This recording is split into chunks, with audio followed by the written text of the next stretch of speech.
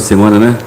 A gente fica tão envolvido com esse plantão nosso louco, né, Marcos? Aqui a gente fica meio desorientado. Mas eu acho que eu falei isso domingo, né? É que Deus, durante a semana, nos deu uma palavra, colocou uma palavra em nós com o seguinte tema: qual é a certeza que você tem? Qual é a maior certeza que você tem? Ou qual é a maior certeza que nós temos? Se nós formos fazer umas verificações ou observações da nossa vida, a gente vai perceber que nós, quando nós temos certeza de alguma coisa, aí acaba aquilo tudo, acabou. Então aquilo, poxa, eu tinha certeza que iria viver assim, que ia acontecer isso, e não aconteceu. Mas a verdade é que a única certeza que nós temos é a morte. Essa, todos nós vamos passar por ela.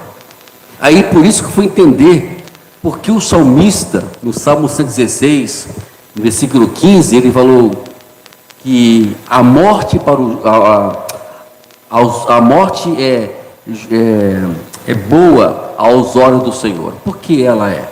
Porque ele falou isso. Aí eu fui entender justamente por isso. Porque quando você e eu quando nós morrermos, uma coisa vai acontecer fenomenal, um fenômeno vai acontecer na nossa vida que o diabo nunca mais vai poder tirar de nós essa coisa que a nossa irmã, com muita alegria, cantou aqui para a gente aqui hoje. É a certeza que é a salvação. Enquanto nós estivermos vivos, a nossa mente está trabalhando, ou está propícia, né, ou está lá, sabe, vulnerável a alguns ataques diabólicos, algumas coisas que o diabo vai querer colocar na nossa mente para poder tirar a gente do foco de Deus, certo? Mas quando morrermos, acabou isso. O diabo nunca mais terá acesso à nossa mente. Estará guardada até a volta do Senhor Jesus, quando nós ressuscitarmos e estarmos com Ele eternamente. Por isso que Paulo, ele disse, né, que morrer para Deus é ganho. Gente, a morte é a melhor coisa que o cristão tem. Mas isso é quando morrer com Jesus, né? Se morrer com Ele, o negócio fica difícil. Vamos lá. 2 Coríntios, capítulo 4. Hoje vamos terminar, viu, Marcos? 4 mensagens. Eu nem esperava que eu poderia pegar 4 mensagens aqui. Eu esperava pegar 2 ou 3. Mas o assunto é tão bom.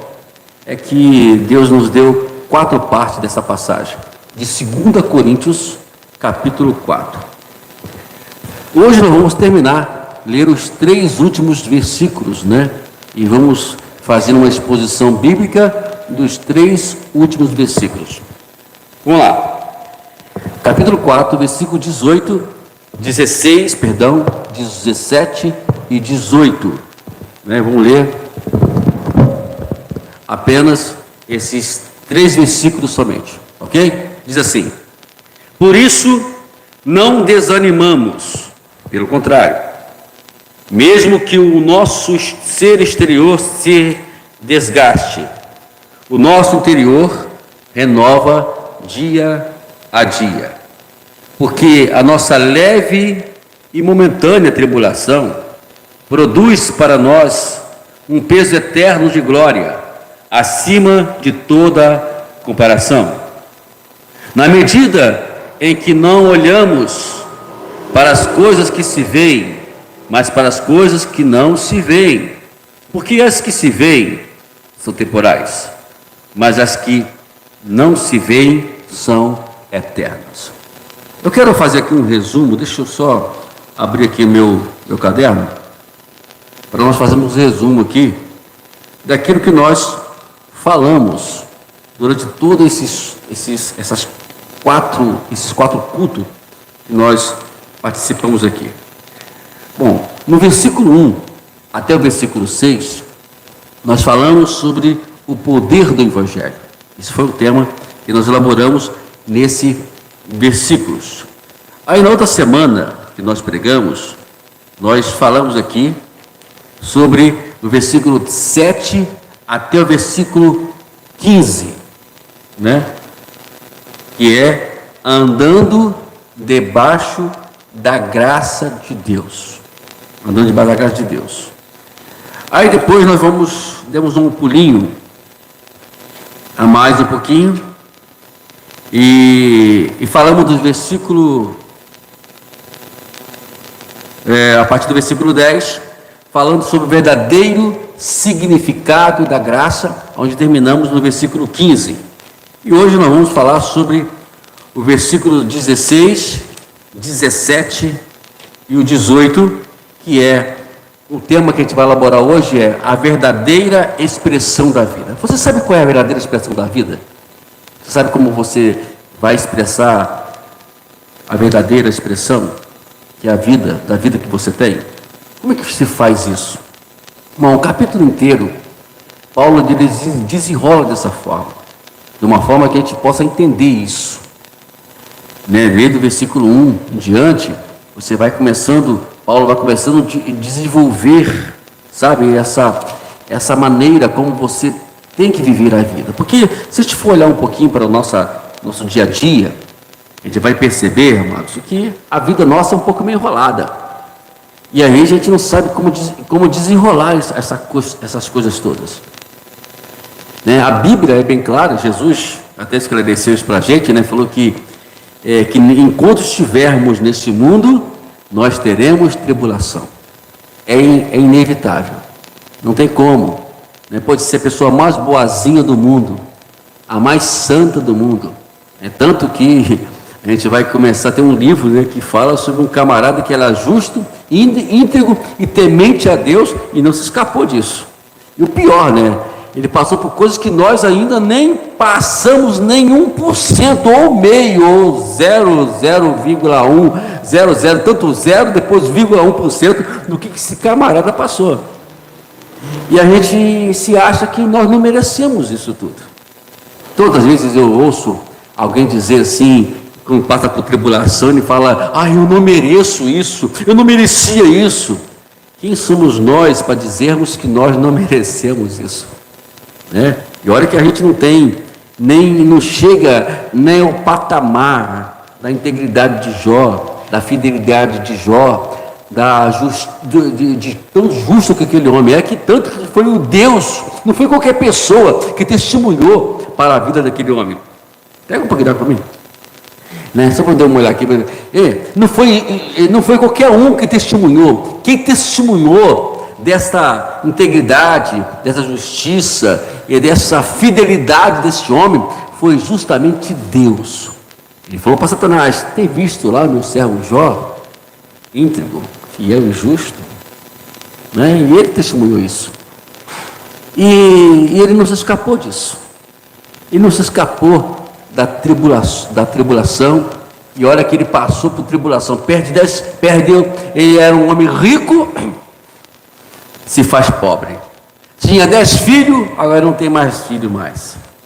Tinha uma bela e esplêndida saúde, mas agora não tem mais saúde. E aquele que diziam os seus amigos, olha como é as coisas aqui. Olha como é que as coisas elas vão piorando mais ainda.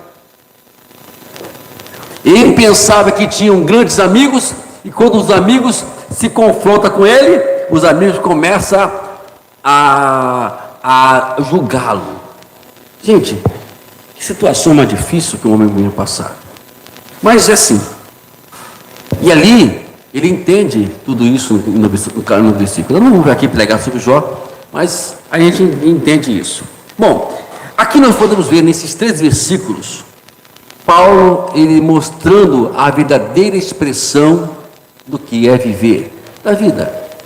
A vida é tão bela, maravilhosa. A vida, ela é esplêndida. A vida, ela é de flores. Por mais que a gente perceba que não, mas você também tem que entender também que a flor também tem espinho, Então, não vamos também levar tudo em conta, Se a flor tem espinho, então nós vamos viver também dessa forma. Só que tem um detalhe, você já reparou? E esse dia eu estava observando que, você vê que os espinhos, ela é uma autodefesa da flor. Então, vamos entender que as tribulações da nossa vida também é uma autodefesa para nós vivermos bem com Deus. Se não fossem as tribulações, se não fossem as adversidades da nossa vida, a gente, na verdade, não iria entender Deus. Como é que se entende Deus? Essa é a pergunta que se faz lá fora. Mas se entende Deus, nós entendemos assim. Paulo aqui procura mostrar isso para a gente, que é exatamente passar por adversidade, e no meio da adversidade a gente tem um encontro com Deus, do poder de Deus para nós. E ele começa aqui no versículo 16, exatamente dando continuidade ao seu raciocínio, dos versículos 1 até o 15. E ele fala aqui, olha, por isso não desanimamos. Aqui há Paulo começa a refletir aqui um verbo, né? Dizendo, como ele estivesse falando que, e expondo toda a sua situação lá atrás, né? Ele passou por isso, passou por aquilo, lembra, né? Passei por isso. Então ele começa a expressar isso, não tem que desanimar, né? O desânimo, ele não pode, de hipótese alguma, no meio da adversidade, fazer parte da nossa vida. Porque quando nós vamos deixar ser levado pelo desânimo, exatamente esse é o caminho o caminho da derrota, é o caminho da nossa destruição espiritual, da nossa vida destruída. A gente vai perder o prazer de viver. Me aponte alguém na vida que desanimado é uma pessoa feliz. Você já viu uma pessoa desanimada feliz? Não existe. Não existe pessoa feliz. Uma pessoa desanimada é uma pessoa a qual ela perde o incentivo do que é viver. Ele já decretou ali naquele momento que ele não vai continuar a vida. E aí, a irmã cantou um hino aqui que retrata um futuro tão maravilhoso para todos nós, e muitas pessoas que se desanimaram ou estão desanimando podem, de alguma forma, perder esse momento de estar eternamente com o Senhor. A verdadeira felicidade, né? Ela nos traz coragem. A coragem, o que é coragem? Coragem é você saber lidar com as ansiedades, saber lidar com o medo, saber lidar com os confrontos do dia a dia. Então você isso é coragem. Coragem não é você, não é uma pessoa que não tenha medo. Não, todo corajoso tem medo. Quer ter uma ideia? Josué era um homem que estava agora a ponto de assumir o lugar não é de qualquer um, né? Ele não ia assumir o lugar do pastor Wagner, do pastor Mário Roberto, né? De qualquer um. Ele ia assumir e suceder o lugar de um homem que falava cara a cara com Deus. Tem coisa, irmãos, vamos colocar no lugar de Josué. Como é que pode agora? Como é que eu vou agora substituir? Como é que esse povo ele vai olhar para mim? Porque Moisés não era qualquer um.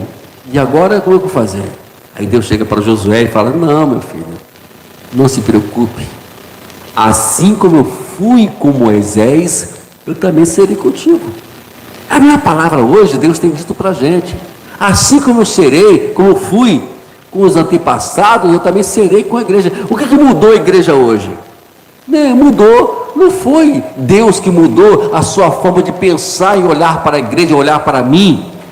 Aí eu começo a olhar para Abraão, olhar para Josué mesmo, até com Davi, outros mais homens de Deus, e para Moisés, e começo a olhar para eles, e homens que tiveram sucesso, mas foram homens que a Bíblia apresenta a eles como pessoas comuns. Eles tinham o mesmo defeito que eu tenho, o mesmo defeito que vocês têm. Moisés, Abraão e outros mais na Bíblia que tiveram ali os seus triunfos, as suas vitórias, não foram homens melhor do que qualquer um de nós, não. A diferença deles para nós é a forma que eles viram Deus, a forma que eles viam Deus, a forma que eles iam até a Deus. Então, o desânimo, ele pode chegar até nós, mas não pode de maneira alguma a gente poder permitir. Se chegou, temos que repreender. Então Paulo fala: não desanimemos, né? Vamos nós agora, receber a porção de Deus. Aí ele continua, ele fala de dois tipos de homem: o homem exterior e o homem interior. Ele fala que o homem exterior aqui, no versículo 16 ainda, que esse homem, ele está sendo consumido, ele está sendo metralhado, ele está sendo machucado. Isso é claro, todos nós passamos por isso. Nosso dia a dia, lembra que eu falei aqui nessa mente? São dias de dificuldade. Quem de nós aqui não temos dificuldades? Quem de nós aqui não vai passar, não está passando por isso? Passa, não tem como você, é inevitável, já falei que é inevitável.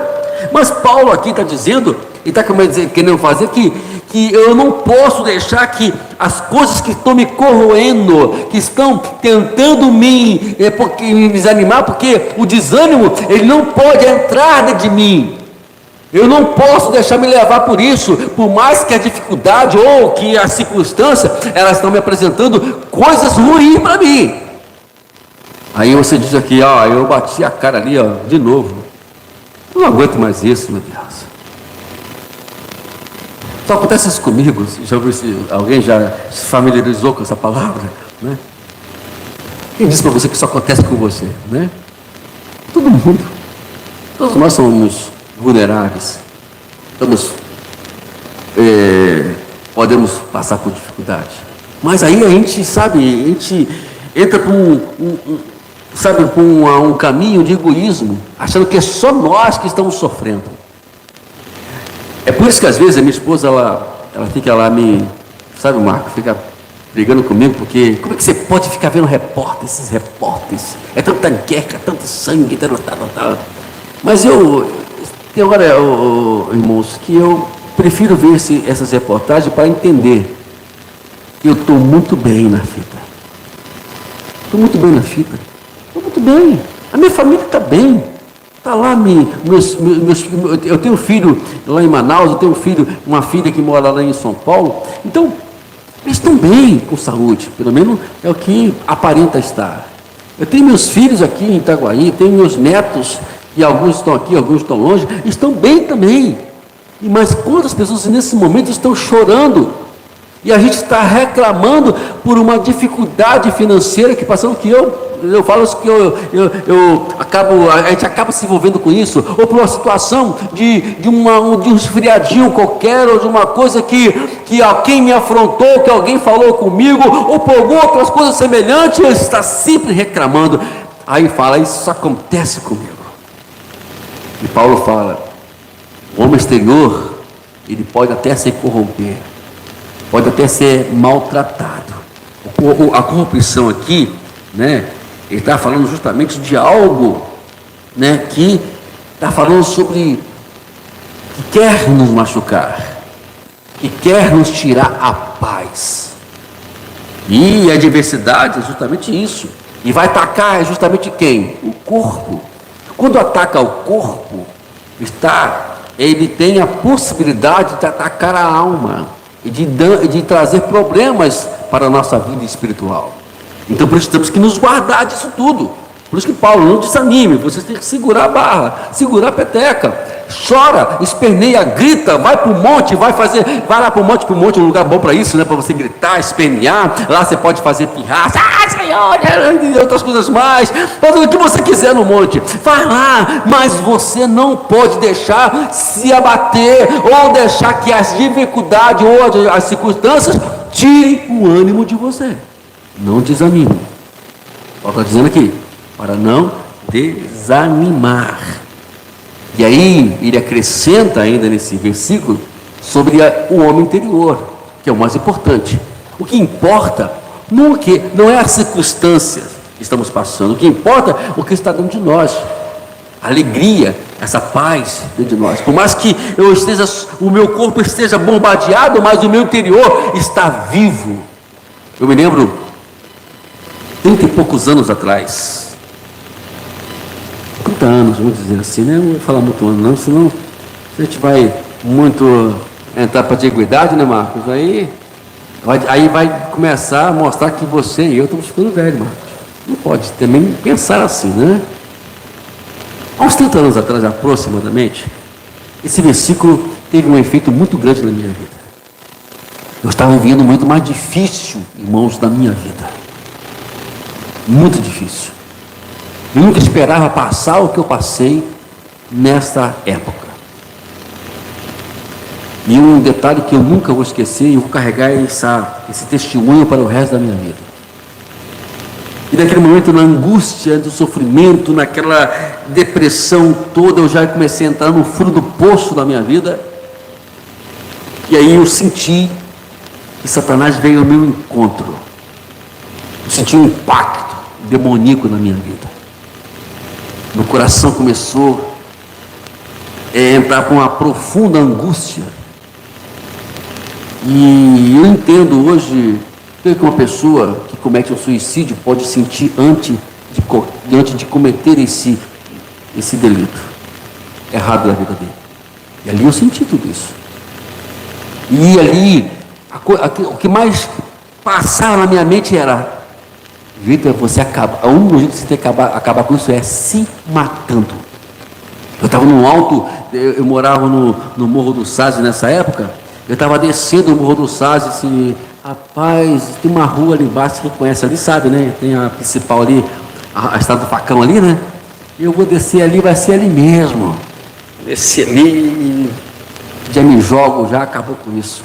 Mas antes disso, eu me lembrei desse versículo.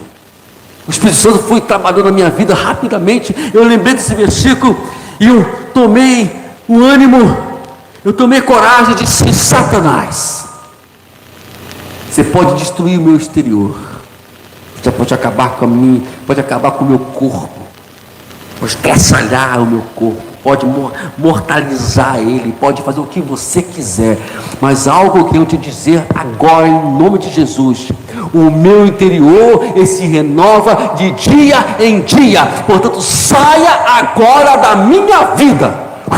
Foi como um sopro, acabou a angústia e o alívio no meu coração. Eu estou vivo hoje por causa disso, porque Deus me deu esse versículo na hora. Eu comecei a dizer isso para Satanás, e Satanás foi embora. E até hoje ele não consegue mais entrar no meu coração mais. E olha que já teve várias oportunidades, mas ele não consegue entrar mais. Então está vendo aqui que aquilo que era aquela porção imaterial, ela começou a trazer vida, expressar vida para o corpo mortal, para a matéria. A matéria, ela é limitada, né? E nós podemos dominar tudo isso que nós temos aqui, dominar o que nós pensamos, dominar o que nós falamos, dominar impulsos nossos.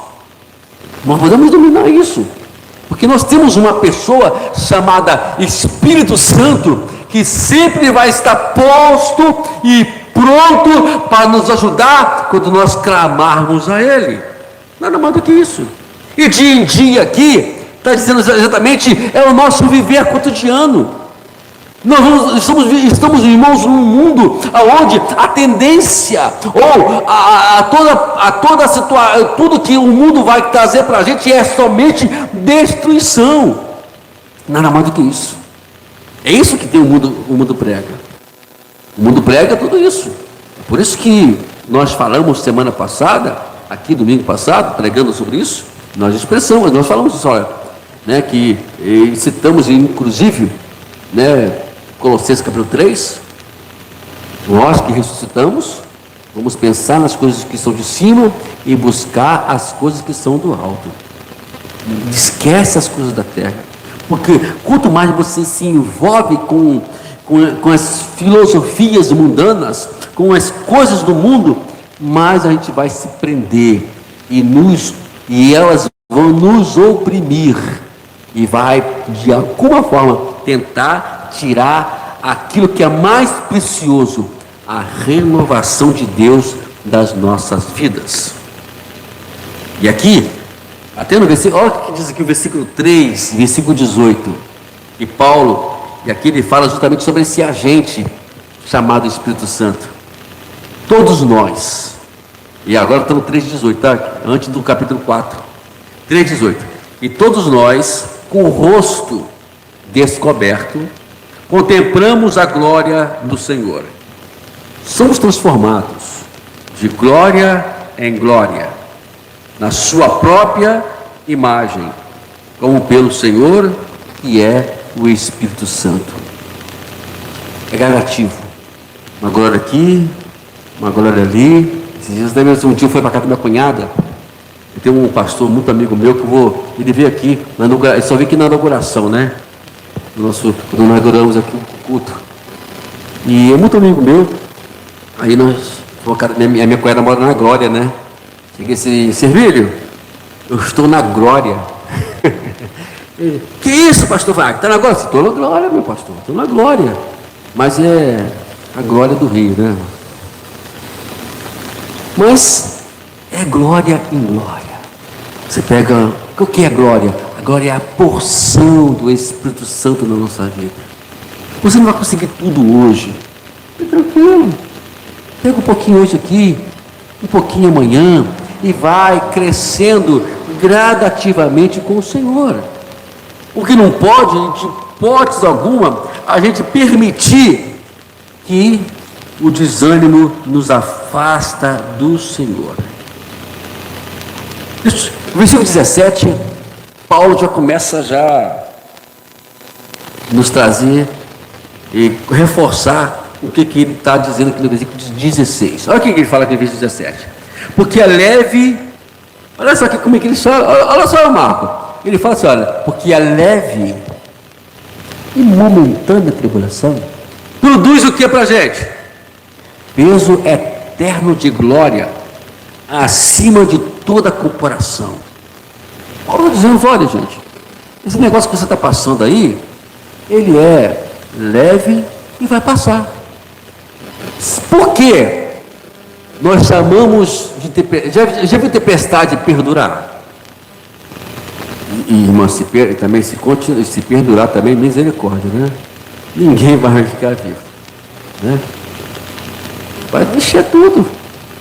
Encher tudo. Veja bem, irmãos, você chove aí, 3 horas, já enche tudo. Imagine se pegando. Então, uma tempestade vai passar. Bom, semana passada tivemos, parece que uma semana de chuva, não foi isso? Aí as pessoas pensaram, poxa vida, uma semana de chuva, acabou a chuva. Aí, por isso que eu entendo o Salmo 30, versículo 5. O choro, o quê? Pode durar uma noite, mas a alegria vem pela manhã. O Salmo está dizendo exatamente isso. Gente, a noite vai passar. Eu trabalhei à noite, eu me lembro que lá, quando eu comecei a trabalhar à noite, lá na época de 2014, ali, quando estava na época da Copa do Mundo, nós trabalhamos ali no Rio Centro, como vigilante, segurança, né? E aí eu brincava com os colegas, viu, Marco, assim, ó, a gente entrava às 7 horas da noite e saía 7 da manhã, e lá não tinha não tinha como descansar não, irmão, era em pé, 12 horas, tinha que ficar acordado, não tinha como dormir, não tinha nem uma caidinha, 12 horas, acordadinho. Aí eu chegava com os colegas, bom, agora são 7 horas, então faltam 12 horas, né, para terminar. Que isso, Wagner? Assim, 12 horas, irmão. Aí eu chegava depois lá, que eu chegava assim, né, falta 8 horas, falta isso, falta aquilo. Aí quando eu chegava às 6 da manhã, aí meu irmão, e agora? Falta 1 hora para nós terminarmos o plantão. Mas eu fico cantando hora, não é cantando hora, é forma de a gente poder saber lidar com a situação, irmãos. Não é fácil ficar 12 horas acordado, não. De noite, não. Madrugada afora, não. Você tem que eu criar uma estratégia para eu poder não ficar ali neurótico, maluco, esperando a hora passar e a hora não passa. E a hora passava. E quando chegava às 7 horas, assim, aí viu? Acabou o plantão. Vamos para casa agora.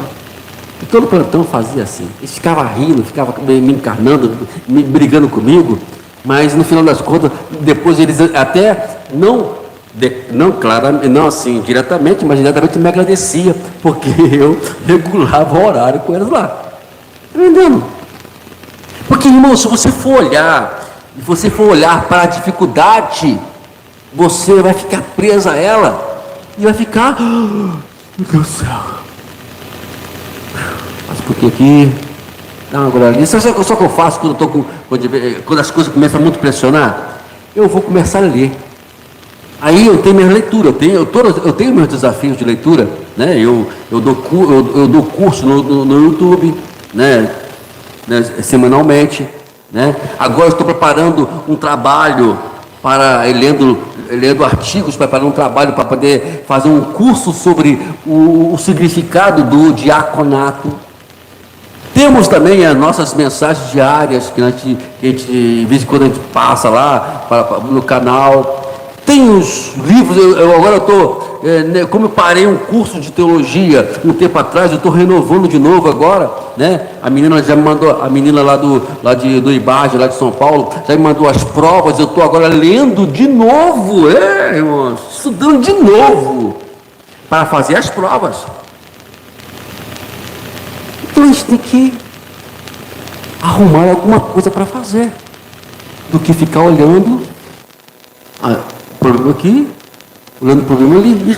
Irmãos, sabendo que isso vai passar, e Paulo fala que não existe comparação para isso, não existe comparação do que, e a Bíblia fala, Paulo dizendo aos Romanos, capítulo 8, versículo 18, tenham por certo que as aflições do tempo presente não podem ser comparadas com a glória de Deus que há de vir, com a revelação de Deus que há de vir.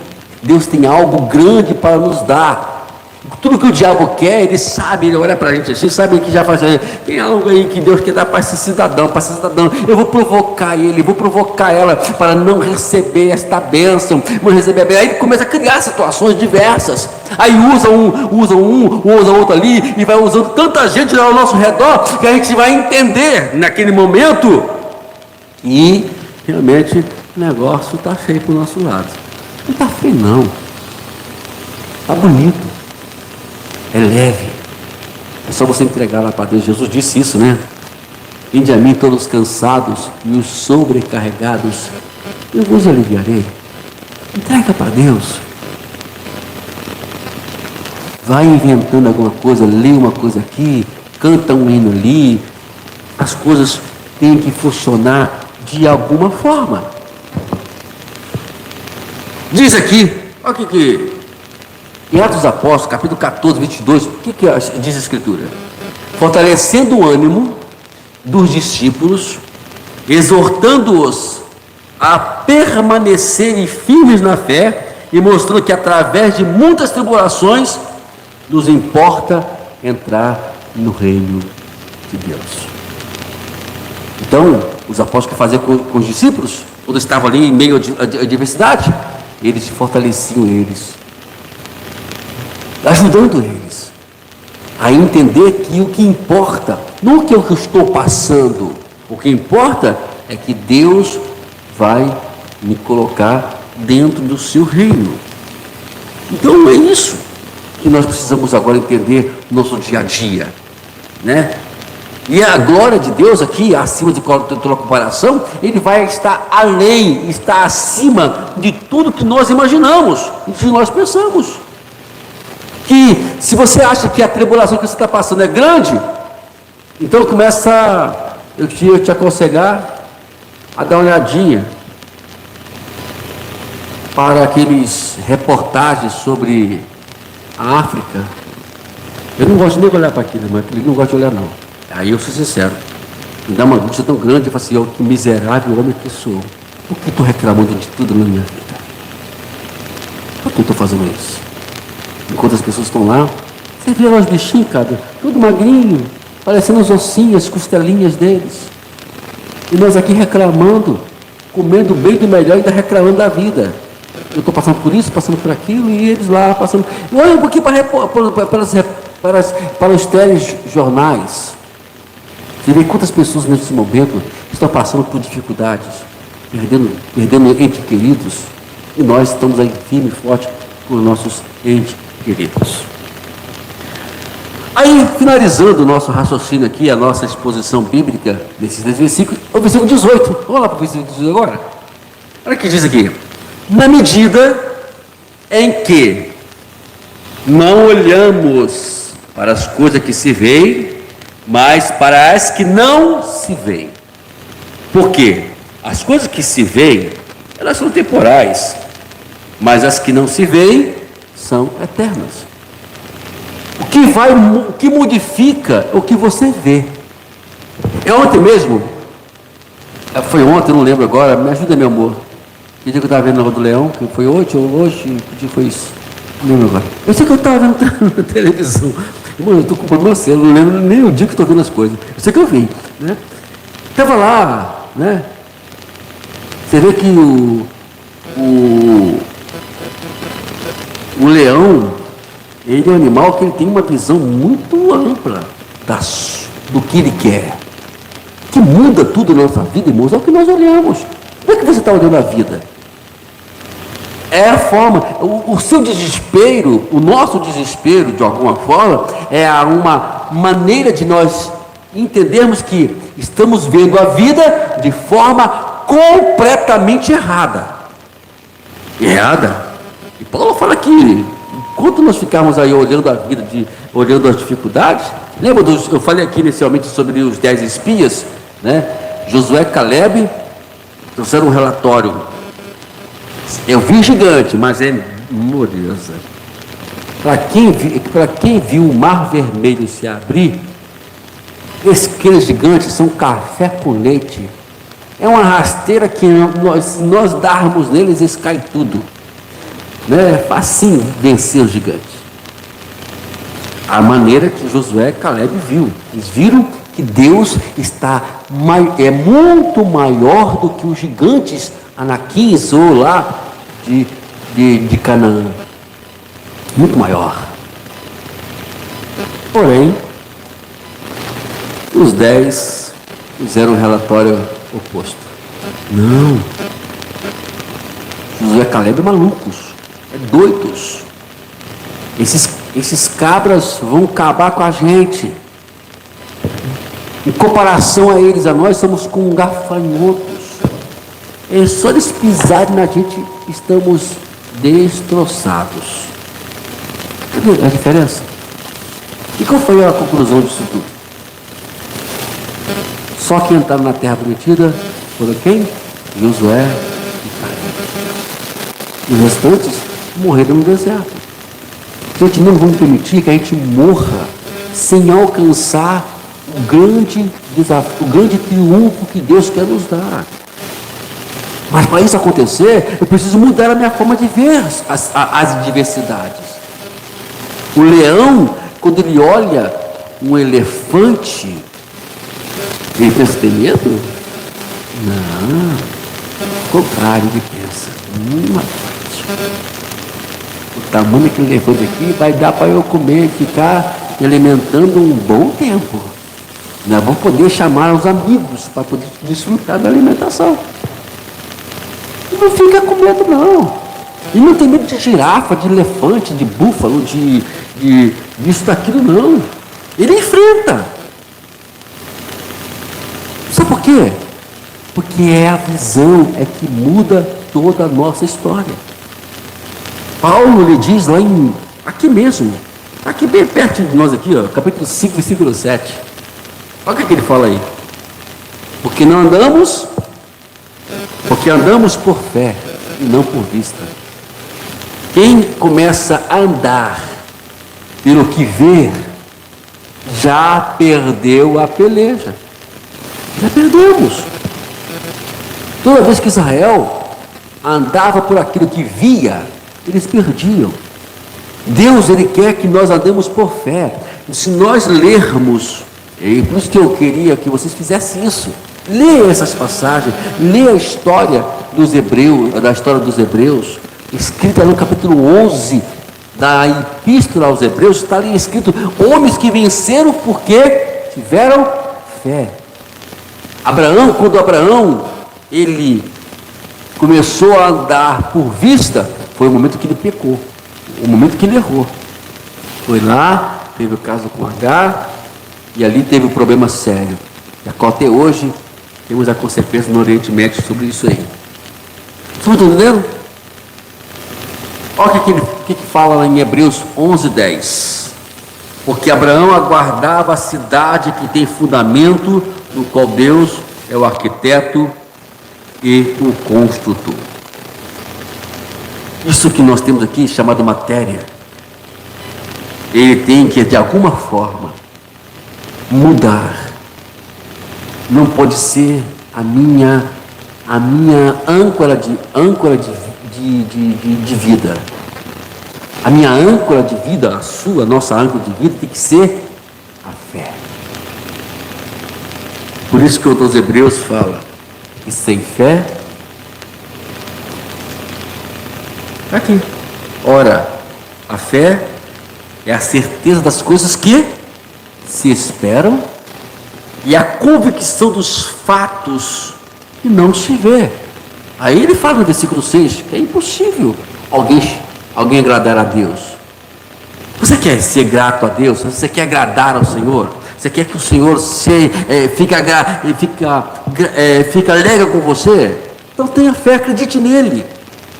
Quando nós desanimamos, ou quando o desânimo entra em nossa vida, quando nós dissemos para Deus assim: tu não és capaz de me ajudar, eu não vou mais esperar do Senhor.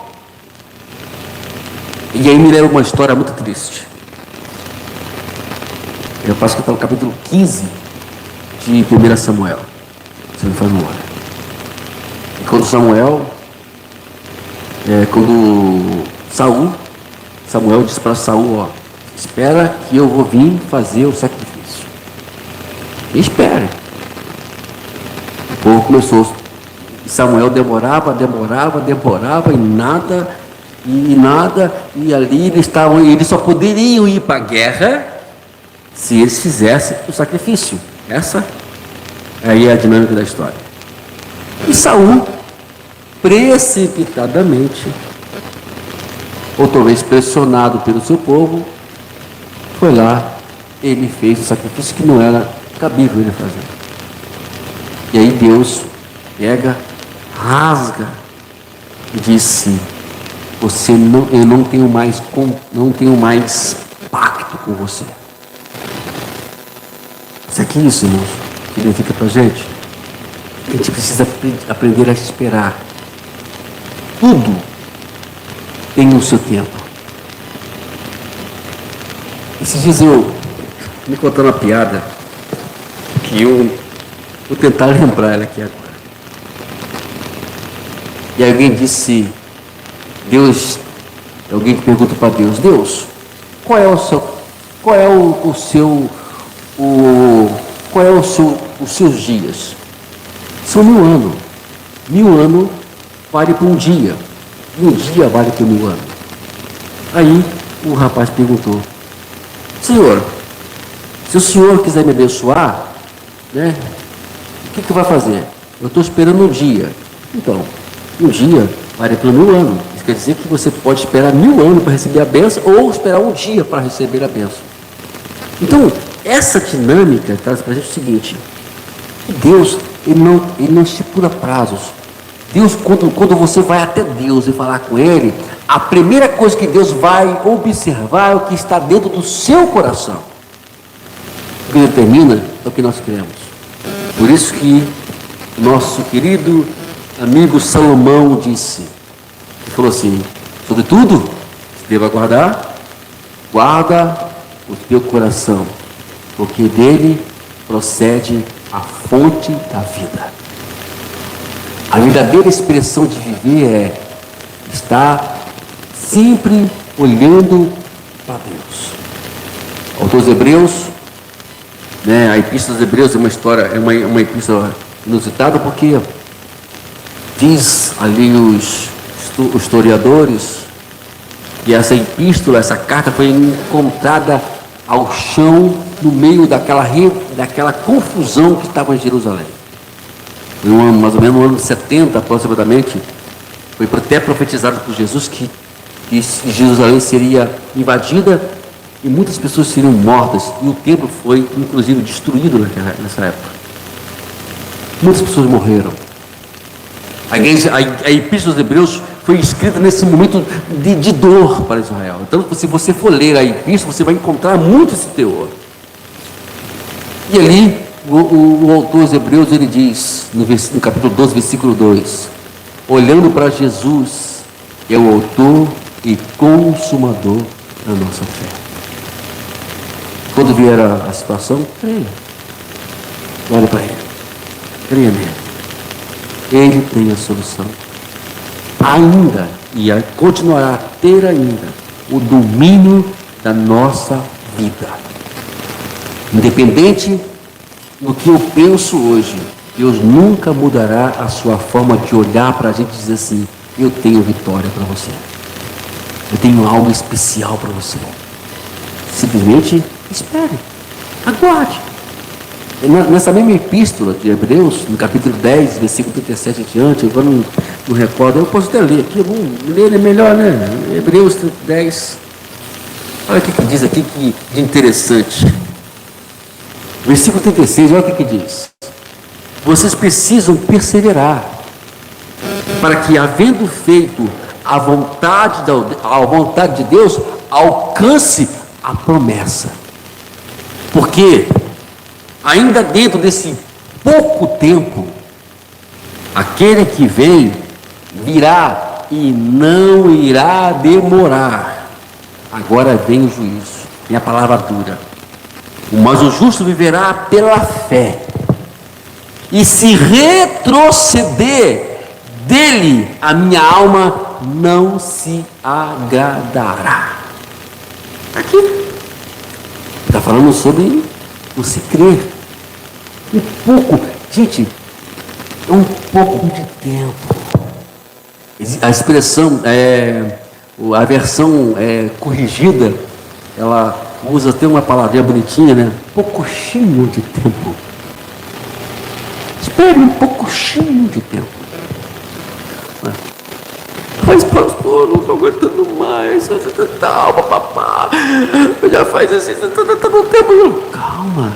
Aí Deus continua dizendo: você ainda está vivendo um pouco tempo. Vai acabar. Tempestade vai acabar.